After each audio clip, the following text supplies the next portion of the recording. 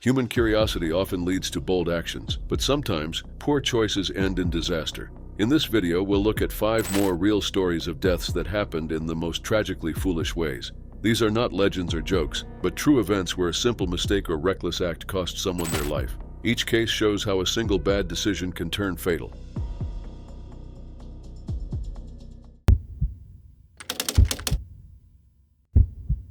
It was October 15, 2011, in Spanish Fork Canyon, Utah. 3 teenage girls, Essa Ricker, 15 years old, her friend Kelsey Webster, also 15, and Kelsey's younger sister Savannah, 13, went out to take photos. It was a calm fall afternoon.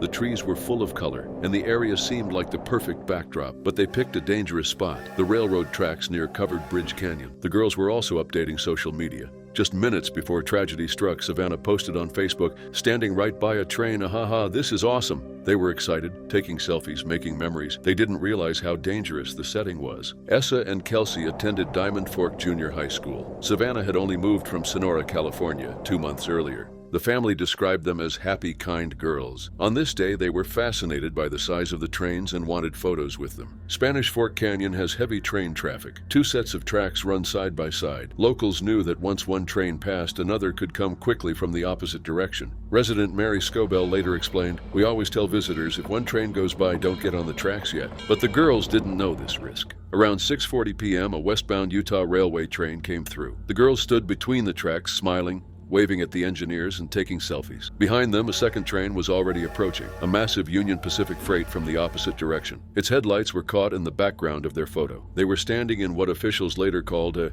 danger zone, a narrow space between 2 trains with only 3 to 4 feet of clearance. When one train passes, the turbulence it creates can knock a person off balance. Inside the eastbound Union Pacific train were engineer Michael Anderson and conductor John Anderson. Michael spotted the girls and immediately sounded the horn. Both men shouted, but the girls didn't move. For about 12 seconds, they watched helplessly. At 55 miles per hour, a train needs more than a mile to stop, even with emergency brakes. The horn kept blaring, but the girls didn't hear it over the noise. The train struck. When it finally stopped a quarter mile later, John ran back. 2 girls had no pulse. Savannah was alive but badly injured. Broken bones, internal bleeding, and severe brain trauma. John stayed with her until help arrived, telling her she would be okay. Savannah was rushed to Primary Children's Medical Center. Doctors performed surgeries and placed her in critical care. She survived 3 days, but her brain injuries were too severe. On October 18th, her family decided to let her go. Her organs were donated. The community was devastated. Students wore their best clothes in memory of the girls. A Facebook page was created, and counselors were made available. Their grandmother said they were just 3 sweet girls who loved the fall season. Investigators later confirmed that at least 2 of the trains hit the girls. The noise of one train had masked the sound of the other. They thought they were being careful, but the danger was hidden. For Michael and John, the trauma was lasting. John remembered running back and finding Savannah alive. Michael said he could not stop seeing the girls in his dreams. Union Pacific gave them access to counseling, and Michael later became a peer support volunteer for other train crews. Years later, their story was used in railroad safety campaigns. Union Pacific released videos warning against taking photos near tracks. The message: trains are quieter and closer than people realize, and they cannot stop in time. Essa Ricker, Kelsey Webster, Savannah Webster. 3 young lives taken in seconds while making memories they never knew would be their last.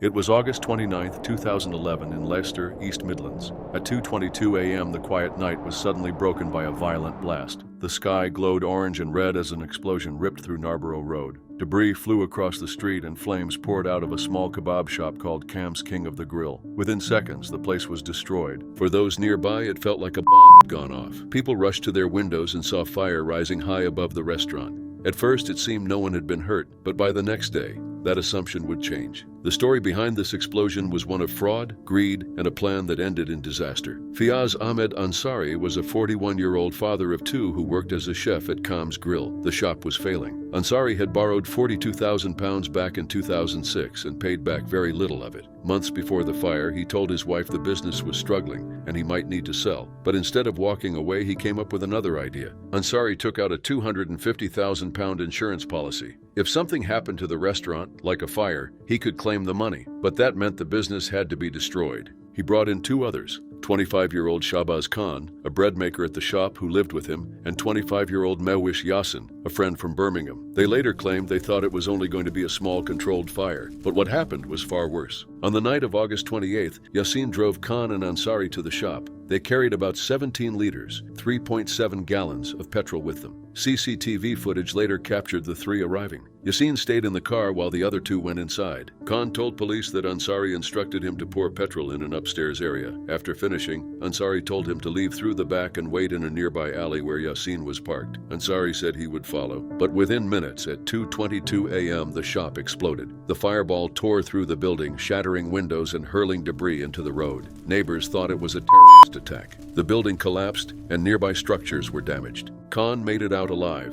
Ansari did not. His body was discovered the next day under the kitchen rubble. He either stayed too long to finish the job or failed to escape in time. The blast shocked the community. At first, police believed no one was inside, but the discovery of Ansari's remains changed everything. Witnesses told police they saw a silver Kia parked near the scene. That car belonged to Yassin. She was arrested around 3:05 a.m., less than an hour after the blast. Khan was arrested shortly after with 1,255 pounds in cash on him, which he claimed were savings. Both denied involvement, but evidence quickly piled up. CCTV footage, witness accounts, and forensic work showed this was a planned arson that spiraled out of control. Experts confirmed that 17 liters of petrol had been used, far too much for a small fire. Prosecutors said Khan and Yassin may not have meant to cause Ansari's death, but their actions were reckless and put lives in danger. At Leicester Crown Court, both were charged with manslaughter, arson, and reckless endangerment. Khan insisted he believed it would be minor, but prosecutors argued that pouring that much fuel into a building could never lead to something small. Both were found guilty and sentenced to 8 years in prison. Detective Chief Inspector Mick Beattie called it devastating, pointing out that Ansari had lost his life and 2 other families now faced prison consequences. Ansari's brother Mohammed said the family was heartbroken, adding that while justice had been done, the pain would never go away. What started as an insurance scheme ended with 1 man dead, 2 others in prison, and a neighborhood shaken by destruction that could have easily claimed more lives. It was the early morning of August 13, 1999, in the West Bluff neighborhood of Newport Beach, California. The skies were clear, and millions of people across the country were outside watching one of the most anticipated events of the year, the Perseid meteor shower. Among them were 20-year-old Scott Millett and his 17-year-old sister, Kimberly. Kimberly loved astronomy, and she had set up a telescope in the driveway to get a better view of the meteors. While Kimberly focused on the telescope, Scott noticed a problem. A streetlight across from their house was shining too brightly, making it hard to see the stars. Wanting to help his sister, Scott decided to shut the light off. He didn't mention his plan to anyone. He thought he could handle it alone. Scott had some experience with electricity. He had worked with standard household wiring before, 110-volt lines, and even been shocked without injury. Because of that, he felt confident. But what he didn't realize was that this streetlight carried far more power, close to 4,000 volts, nearly 40 times what he was used to. Around 1 a.m., Scott grabbed 2 tools, a pair of pliers, and a wire cutter, and crossed the street. At the base of the streetlight was a metal inspection plate.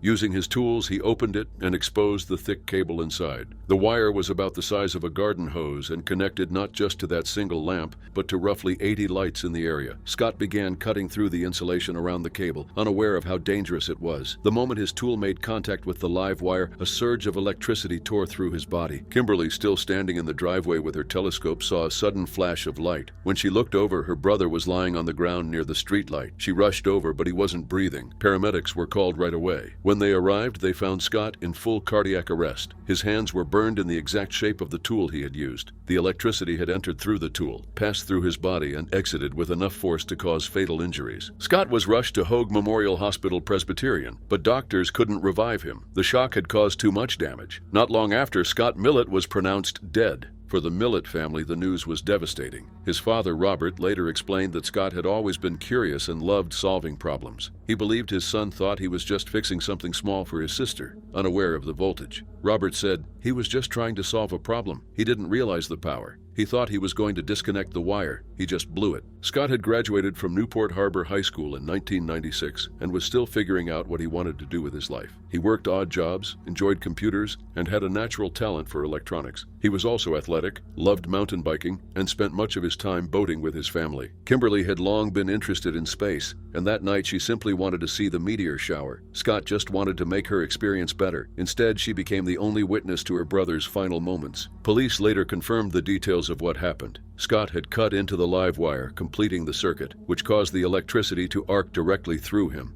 Officers explained that even if the voltage had been lower, the current was still strong enough to be fatal. After the tragedy, the family kept funeral plans private, though Robert mentioned the idea of a burial at sea to reflect their connection to boating in the ocean. Friends considered building a website in Scott's memory, describing him as someone who always tried to help others. What happened that night was the result of a simple decision with fatal consequences. Scott thought he was dealing with a single streetlight, but it was a high-voltage system powering much of the neighborhood. In just a few seconds, his effort to help his sister ended in tragedy. He was only 20 years old.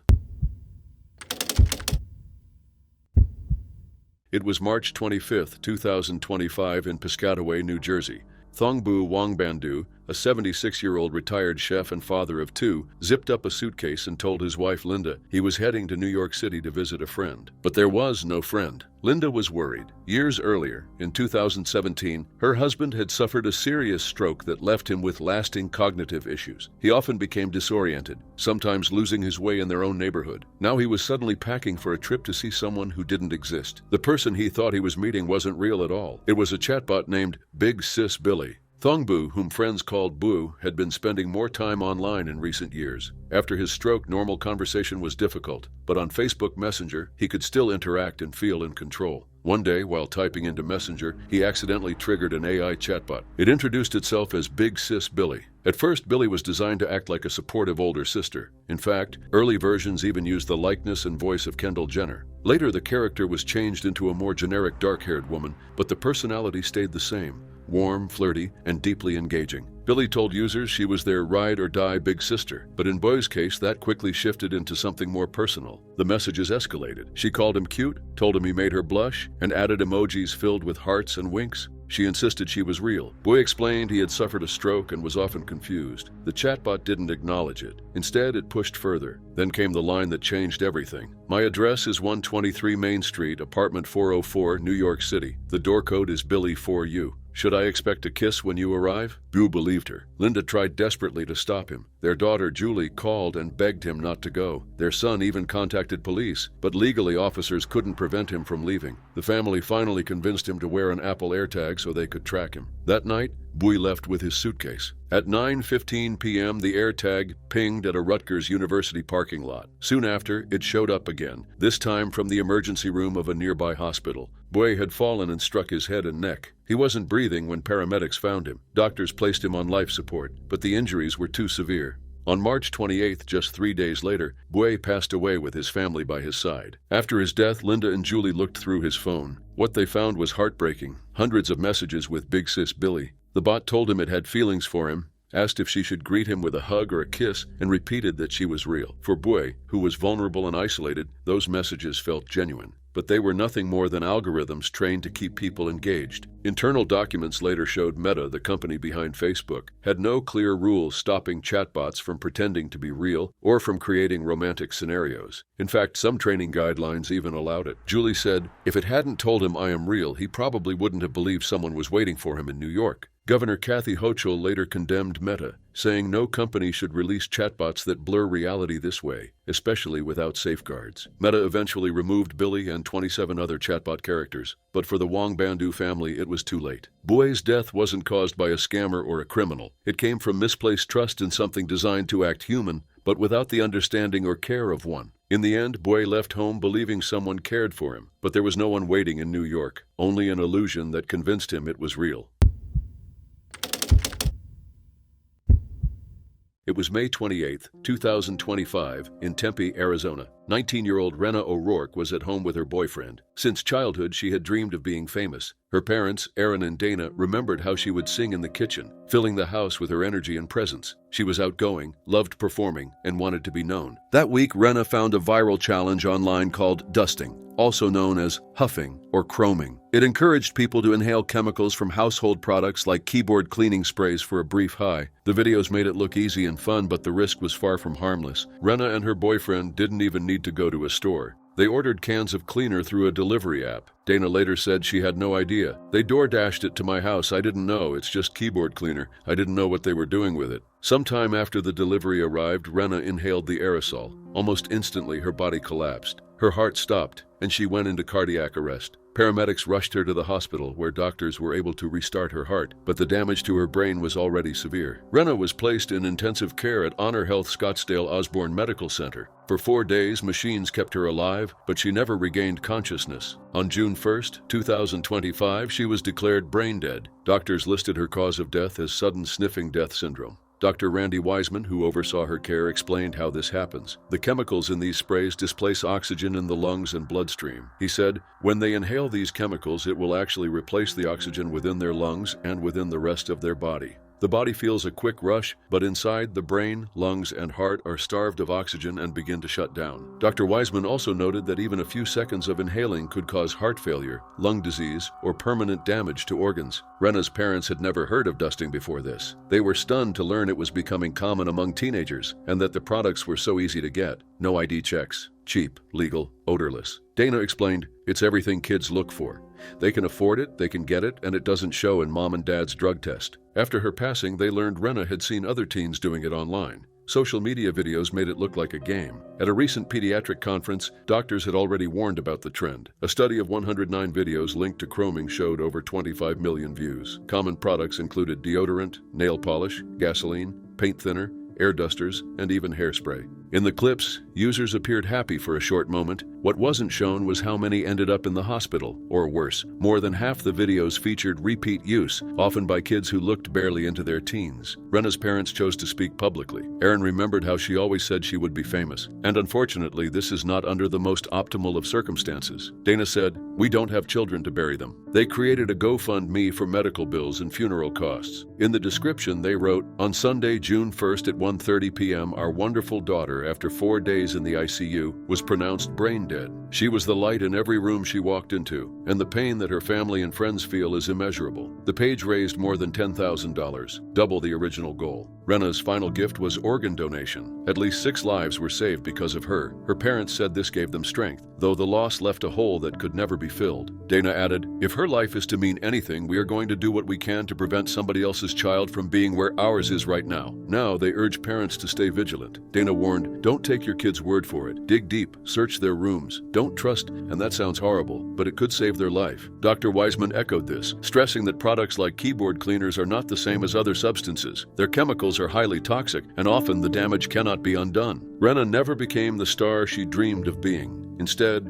her name is remembered because of a dangerous online trend. She was only 19, full of life, with a future ahead, but one mistake ended everything too soon.